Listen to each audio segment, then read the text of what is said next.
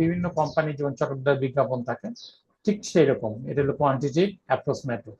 আর quality মেথডে what do you feel when you saw the free ice cream? আপনি যখন free আইসক্রিমের অফারটা দেখে থাকেন বা দেখবেন বা দেখেছিলেন, আপনার কি অনুভূতি ব্যক্ত করেছিল?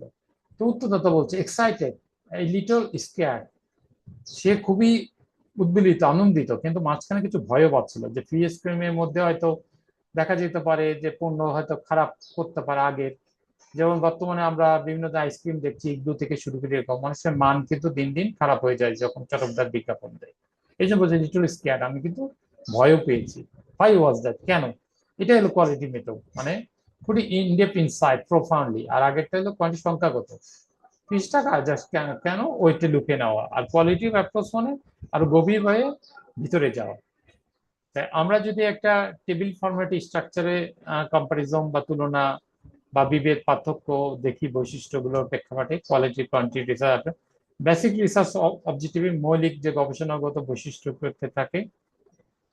আমি আগেই বলেছি যে আহ, যেটা বিশাল আকারে একটা গুণগত বিষয়ে বিশেষভাবে সম্যক ধারণা থাকবে, বিশেষ করে কারণ এবং কি মোটিভেশনের ক্ষেত্রে যেন গভীরভাবে সম্যক ধ্যান ধারণা সবাই জানতে পারে, মানে সবাইকে একটা কমন প্ল্যাটফর্মে থাকতে পারে। আর কোয়ান্টিটি রিসার্চ হলো ডাটাটা কোয়ান্টিফাই করা, যে ডাটাটা ক্যাপচার হলো সেটা ভ্যালিডেশন করা, রেজাল্টটা জেনারেলাইজ করা, যে আমাদের ন্যাশনাল সার্ভের সঙ্গে বর্তমানে সার্ভে মিল আছে কিনা, বা স্যাম্পল পপুলেশন ইন্টারশনে যে এটা অ্যারিথমেটিক্যালি কারেক্ট আছে কিনা। টাইপস অফ স্যাম্পল ইউজ, কি ধরনের স্যাম্পল দিই? স্মল নাম্বার অফ কেসেস, কোয়ালিটিকে তো বড় স্যাম্পল নিতে হয় না। হ্যাঁ, সেক্ষেত্রে কোনো স্মল স্যাম্পল, পারফেসিভ আর কনভেন্স স্যাম্পলিং, আপনার উদ্দেশ্যবোধ বা নিজস্ব যে সহজ স্যাম্পল সেটা নেওয়া যেতে পারে। আর কোয়ান্টিটিতে লার্জ নাম্বার অফ কেসেস নিতে হতে পারে, র্যান্ডম স্যাম্পল ইউজুয়ালি নেওয়া যায়। কিন্তু এগুলোর ক্ষেত্রে বিভিন্ন স্যাম্পল ড্র হয়, যেমন snowball sampling, cluster sampling, stratified sampling, হ্যাঁ, সিম্পল র্যান্ডম স্যাম্পলিং, বিভিন্ন কিছু। ডাটা কালেকশন মেথডে যদি দেখতে যাই, সেখানে তো আনস্ট্রাকচার এবং এক্সপ্লোর ডিপার এন্ড ডিপার, আরো গভীরভাবে যাওয়া যেতে পারে। এক্ষেত্রে এটা স্ট্রাকচার হবে না, কোয়ালিটি। কোয়ান্টিটি আমি আগেই বলেছি স্ট্রাকচার, এটা একটা সেমিস্টিক structure, interview house subject structure, quantitative information related, মানে পিকো ফরম্যাটে কোর্সিং হতে পারে।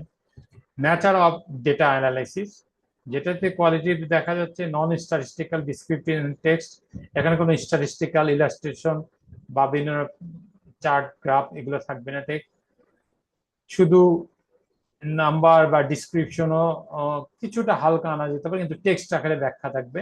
গবেষক তার নিজের মনের মাধুরী মিশিয়ে যদিও উদার চেঞ্জ অফ মিনিং সে আঙ্গিকে লিখতে পারে তার স্বাধীন মতামত এবং বিষয়ের সঙ্গে প্রেক্ষাপট বিবেচনা করে, যার ফলে এটার ক্ষেত্রে কিছু লিমিটেশন থাকে। আর কোয়ান্টিটেটিভ স্টাডি নিউমেরিক্যাল, যেটা অবশ্যই সাইন্টিফিক অ্যাপ্রোচে সংখ্যার ব্যাক এন্ডে যে গল্প সেখানে থাকবে, এবং স্ট্যাটিস্টিক্যাল সফটওয়্যার ইউজ করা হয়, যেক্ষেত্রে আপনারা জানেন এনভিভো, স্ট্যাটা, বিভিন্ন ধরনের সফটওয়্যার ইউজ করা হয় স্ট্যাটিস্টিক্যাল ডেটা ম্যানেজমেন্টের সিস্টেমের ক্ষেত্রে।